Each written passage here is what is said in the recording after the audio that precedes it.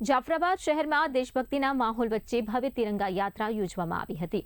વહીવટી તંત્રની આગેવાની હેઠળ યોજાયેલી યાત્રામાં શહેર તથા તાલુકા ભાજપના આગેવાનો, નગરપાલિકા અધિકારીઓ, કર્મચારીઓ, પોલીસ સ્ટાફ તેમજ મોટી સંખ્યામાં વિદ્યાર્થીઓ અને નગરજનો જોડાયા હતા। પારેખ અને મહેતા હાઈસ્કૂલથી શરૂ થયેલી યાત્રા શહેરના મુખ્ય માર્ગો પરથી પસાર થઈ હતી।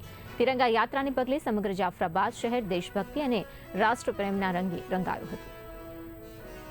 જાફરાબાદ આજ રોજ 80મી સ્વાતંત્ર્ય પર્વની ઉજવણી તેમજ 150 વર્ષ વંદે માતરમ ગીતના અનુસંધાને આજ રોજ જાફરાબાદ સિટી તેમજ તાલુકાની તિરંગા યાત્રા કાઢવામાં આવેલ, જેમાં મોગળી સંખ્યામાં તાલુકા કક્ષાના તમામ અધિકારીશ્રીઓ, રાજકીય આગેવાનો તેમજ મોટી સંખ્યામાં શહેરીજનોએ ભાગ લીધો હતો।